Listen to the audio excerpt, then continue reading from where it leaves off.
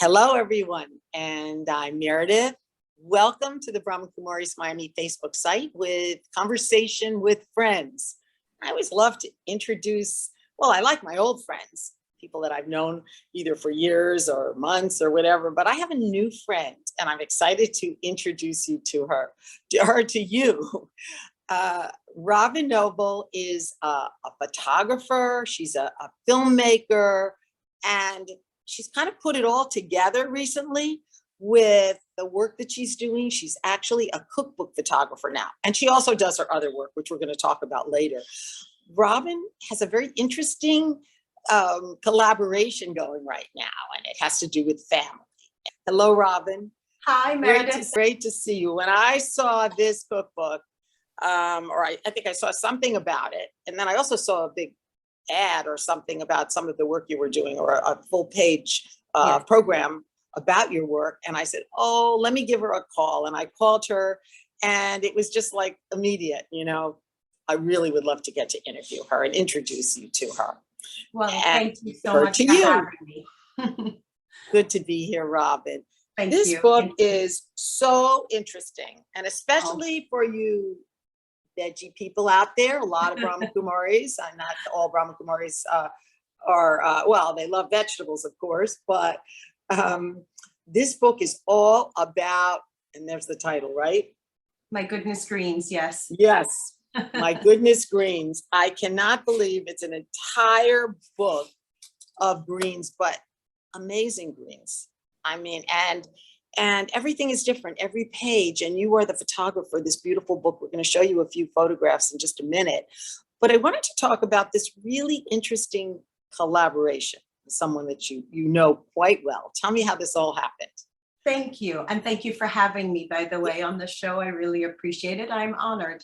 The book was a 10-year journey. And I would say it really started with my mother, who had this feeling of getting back to nature and really just wanting to grow her own food and sort of get rid of all the pesticides and the toxins, and really wanted a farm to table feeling. And she really wanted to provide that not only for herself, but for other people. So she started off with this little tiny farm in the Blue Mountains of Jamaica, and it was just for ourselves at first. And then it expanded. And she became the first organic farm in Jamaica about 30 years ago. And she's certified. And so this sort of just blossomed, and she would provide fresh greens. I mean, 15, 20 different types of lettuces and greens and herbs, and pack a box with nasturtium flowers just in the top of it, which most people didn't even realize nasturtiums are edible.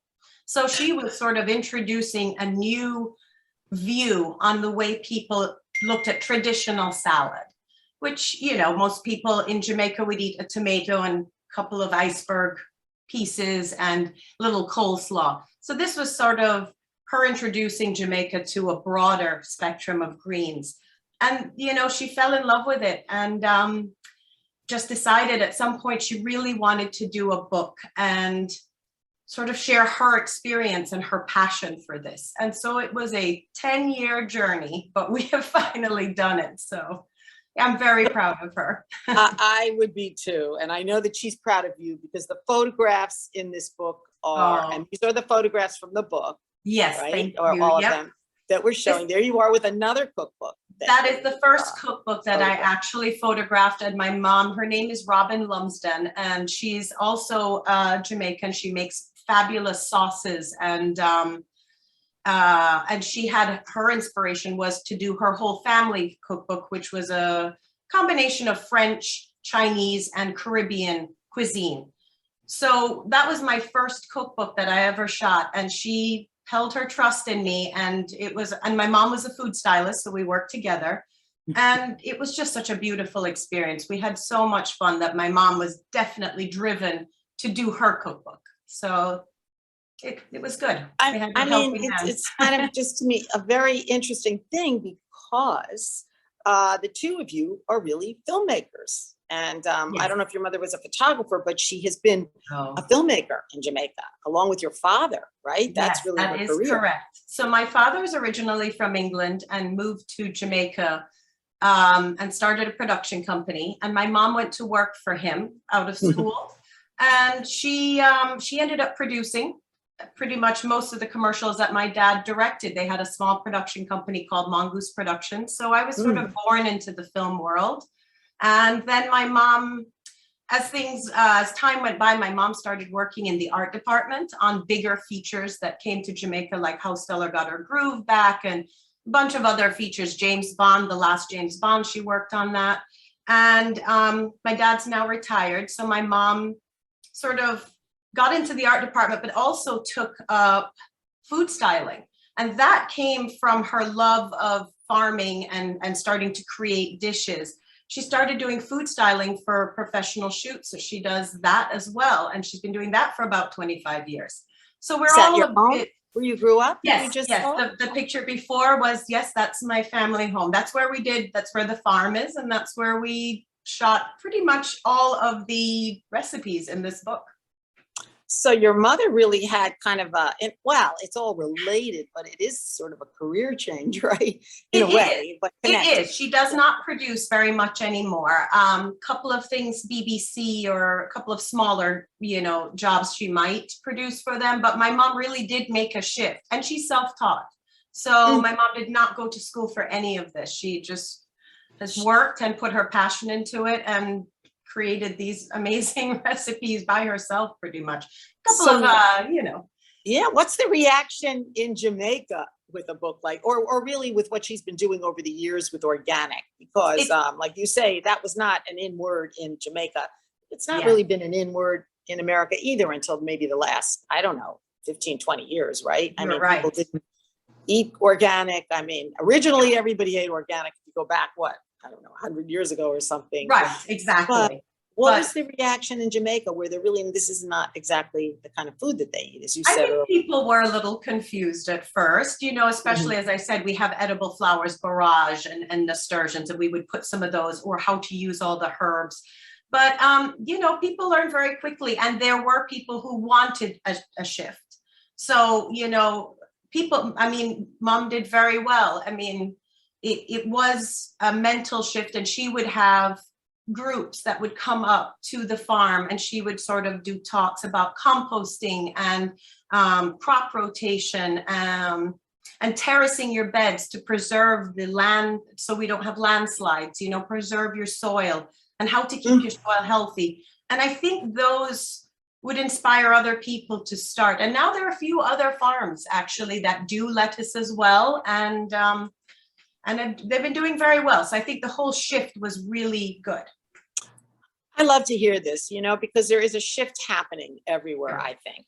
And I agree. But it takes one person, as your mother did. It takes another person creating that change. And, I know that when I even became a vegetarian years ago, over 30 something years ago, people thought I was, are you out of your mind? How are you going to live on vegetables? People used to say, what do you eat? Just lettuce, right? Just exactly. Rabbit food, right? Right. Your book confirms, look, there's a lot out there, and look at the variety. There's protein in beans, and there's so many things that you can mix, and spices like this photo right here, just all the different spices you can use to enhance the natural flavors of the food that you're already preparing. It's amazing what we have just coming straight from the earth.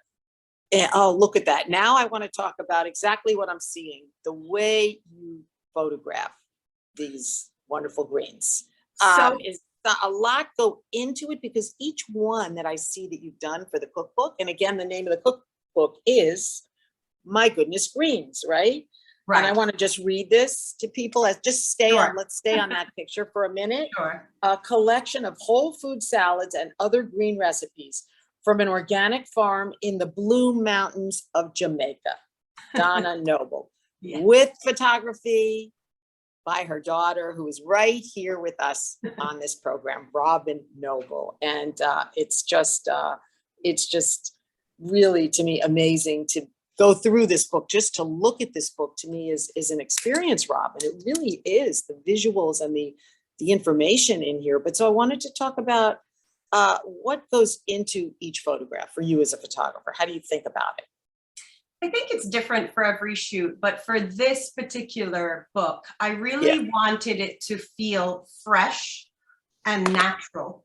I love when you shoot food outside. I know that sounds crazy, but I think that sunlight just gives food this vibrancy and this sort of just feeling of warmth that sort of studio lighting for me doesn't really give me the same effect. So, and also this was my like second cookbook. So, you know, for me, I wasn't really thinking about lighting. I just wanted it to feel fresh. And I love just putting a bowl of greens out on this table on the back patio and just taking photographs of it. So that was my inspiration for the book. The other part was that a lot of these recipes have sort of bits of pieces of from around the world. There's not just Caribbean, but there's some Indian influences, some Moroccan influences. I wanted it to, my mom and I, with the styling and the photography, I wanted it to have a clean, fresh feeling, but also make you feel like a bit of that culture as well. Well, Robyn, I mean, Jamaica is kind of a multicultural country, right? I mean, we Very do correct. have the Indian influence, and I don't know about the Moroccan. Maybe you do. I don't know. You said, but are there so many countries really that have, you know, people from different countries have ended up over the Absolutely. years, over many years? So this food would be very Absolutely. natural for a lot of them. You know, the We are a different. melting pot. We have a very big Chinese community. We have an Indian community. We have Jewish. We have really a lot of people from around the world that have settled, and we are very much a melting pot. So it was important to sort of put into those areas as well the cultures that also make up a lot of the Caribbean as well. So here it is. You and your mom, your pictures and all of her recipes. And did we mention that it isn't just salads or just greens? I mean, there is, I think you mentioned earlier, the seeds and the different sauces are in this cookbook. So the There's a book lot in this actually cookbook. has recipes that have salads that you can add protein if you prefer, but you can keep it strictly vegetarian. And then we have made a whole section on dips, dressings, and marinades. And those are interchangeable.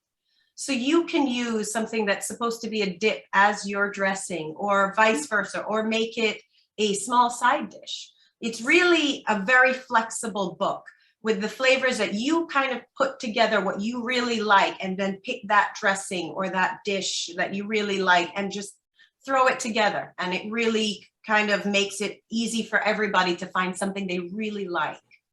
So you can be very creative with Yes. your cooking. With this Yes. cookbook, you can mix. I think you're saying you can mix and match. Mix and match. And Right. there's certain things in here that are very Caribbean, like guava or our OTT apples. You can substitute those with American pears or something very similar. So it is very versatile. And that we wanted to make that sort of important, because with this shift, not everybody is willing to just drop and say, oh, I'm not going to eat meat anymore overnight. Some people need a transition, or some people are just trying to add a little bit more greens into their diet. This allows you to be very flexible in what your health needs are or what you believe in. You can sort of kind of go any which way with this. And in the back, if you're interested, my mom also talks about how to create your own kitchen garden. So she goes through sort of making the beds and composting, and sort of really like from farm to table, from your kitchen garden right to your table that day, how you can create that.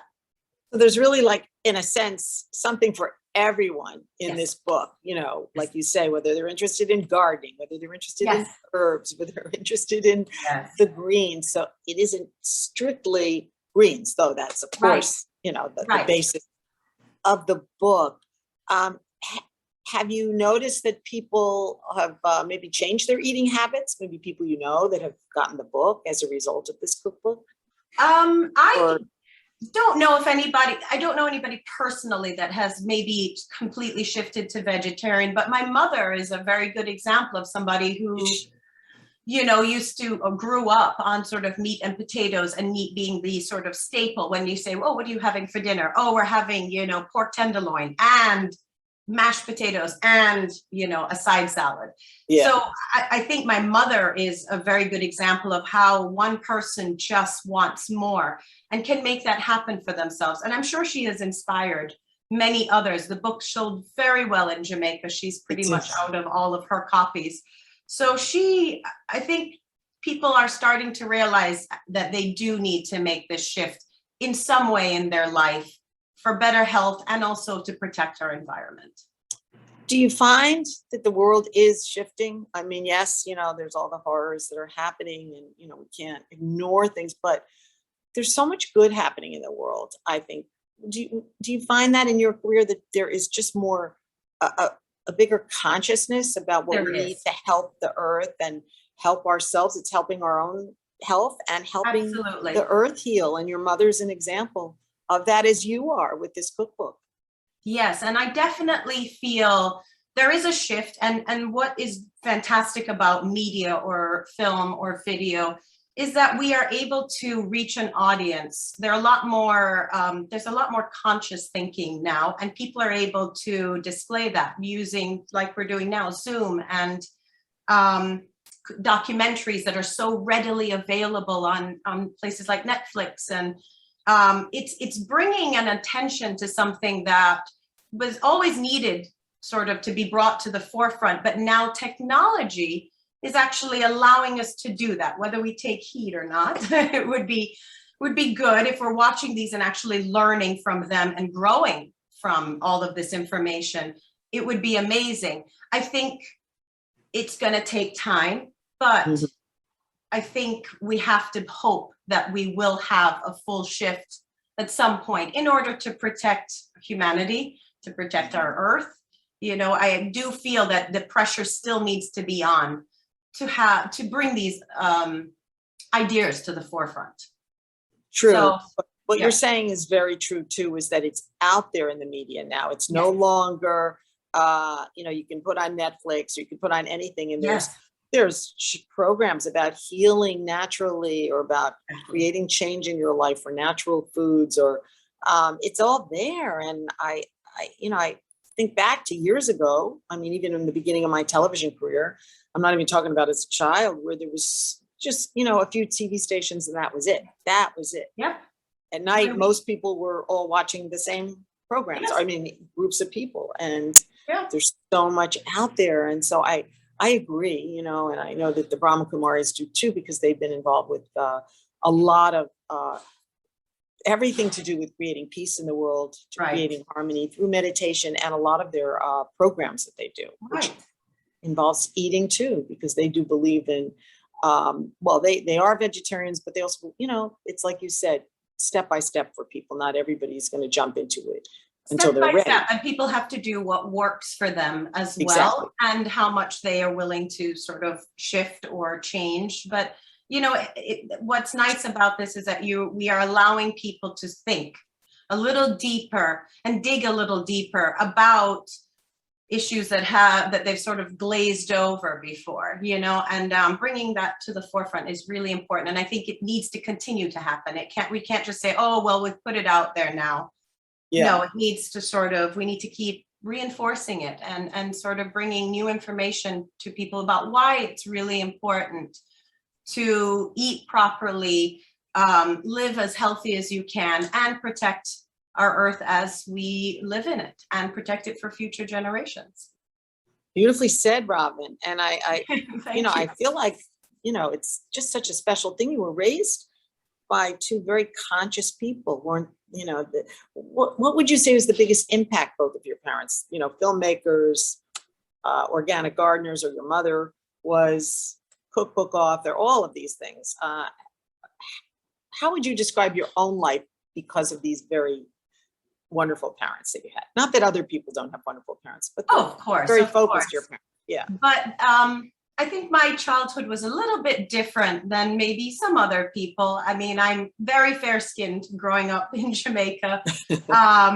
It's a bit different, but I think I lived in the middle of the mountains, in the Blue Mountains, my entire life. I went to school in Kingston, but I lived in a very remote area, and I was an only child. So we had a lot of animals. We had a lot of dogs.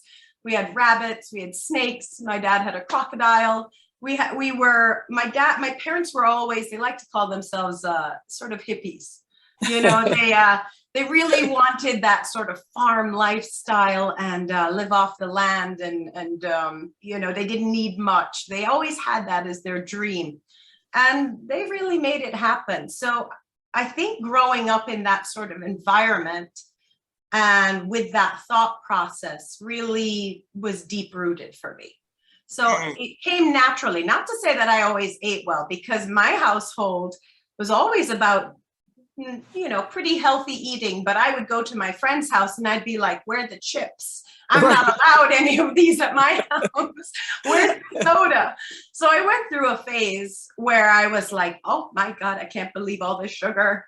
But then I think once you get that out of your system, you sort of come back around to your roots and realize that it goes a lot deeper than just greens. It's a whole process. It's a whole lifestyle. It's a whole feeling. And yeah, it's an embodiment, really. So it's a way of living and a way of thinking, and a conscious way of living. And just hearing your story to me is fascinating. Thank you. You were able to live it and then go off on your own and try your own, you know, life, or, you know, try your own. I did. I left at quite a young age, though. I left at 16. We finished high school a bit earlier in Jamaica. We do the British system. So I actually graduated at 16 and realized I really wanted to do film in the camera department, sort of just always had that in my head. And I went to New York and studied cinematography, and then sort of went out into the big bad world and made a career for 20 years. Originally, I thought I was going to do National Geographic stuff. That's what I really wanted to get into film to do. Really wanted to shoot wildlife. I really wanted to be a part of that. Unfortunately, at the time that I started getting into the industry, channels like Discovery and Nat Geo and stuff weren't really funding their own shows. What would happen is that people would go out and do the documentary on their own and then sell it to them. So the money wasn't there. It wasn't as popular as it used to be. So I kind of came in at a time when there was sort of a low in the documentaries, and a lot of people were doing independents. And I knew I needed to make money and make my mark in this world. So I started working on, you know, I was very lucky and fortunate to work on very high profile jobs, a lot of features, music videos, commercials. And it made my career and made me, you know, I did really well at it.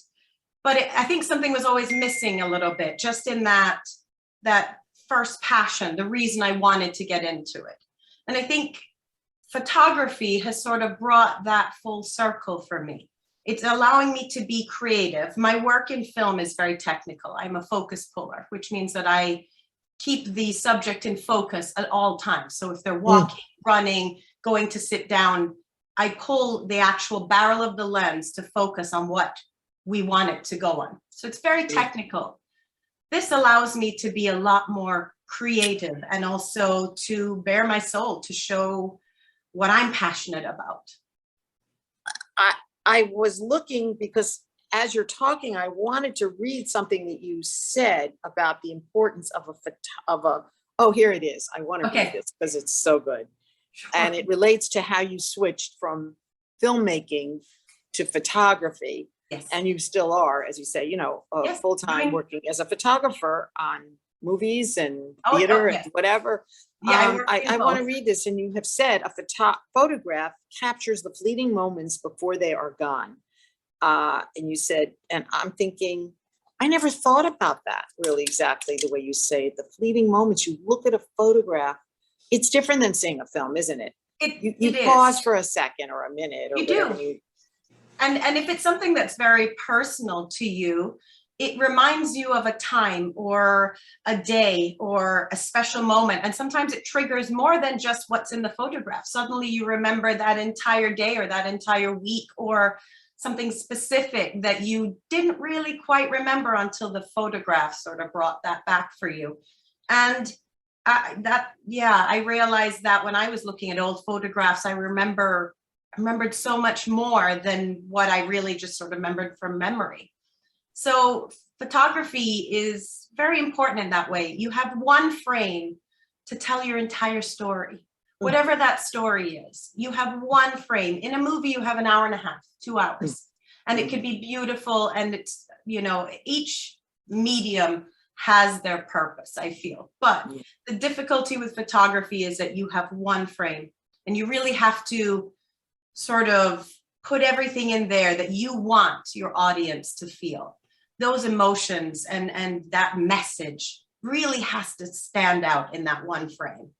So that's so powerfully said. And you know what I'm thinking is just that we all also have to think like that too, in a sense, when we look at a photograph, maybe pause, reflect, think about what the meaning of this is. So it's up to you, the photographer, to create that image, you know. Exactly. I mean, as professionally, but it's also up to us to really take a moment and not just flip through a lot of photographs or go to a photography show and look at a zillion pictures, and is to just think about how these photographs, these images do affect our lives. And it's like going to a museum and admiring some of the great works, you know, of former artists. For me, paintings basically were the early photographs. You know, they didn't have photography. So when you go in and look at a painting, they are doing exactly what a photograph would do in this day and age. And not that people still don't paint, but it's just an extra medium. But when you go into a museum and you look at all these classic art pieces, they really make you feel things. And so we have been trying to do that for hundreds of years. Photography is just another medium and another way to sort of express oneself. Yes, and that's exactly what you are doing as a full-time photographer and also cookbook photographer. And I didn't get to say, you're a mom, you have a little boy. Yes, I do. And your 3. husband. Right. And it's such a pleasure to get to be with you and to get to interview you. Really, really. I'm so moved by this book. I'm moved by your relationship with your mother and your mother. I would love to come to Jamaica one day and get to visit your farm. You are always invited. Yeah. You are always invited. Thank you so much. I really appreciate you having me on the show and sort of having me share my experiences, and you know, hopefully we can reach a bigger audience with all that we hope to inspire with. You just have to keep going and keep doing it. And Robyn, it's just a pleasure getting to you. Thank you so much, Meredith. It was my pleasure too. Thank you. And I want to say thank you out there. And also I want to thank Nita, who is our technical director and involved in just about every aspect of everything happening at the Brahma Kumaris. Hi, Nita. Hello, Nita. Thank you for being with us and guiding us through this program as you do every week, every other week, and you do many other programs. So thank you. And thank you all for watching. Bye-bye. Thank you so much. Bye-bye.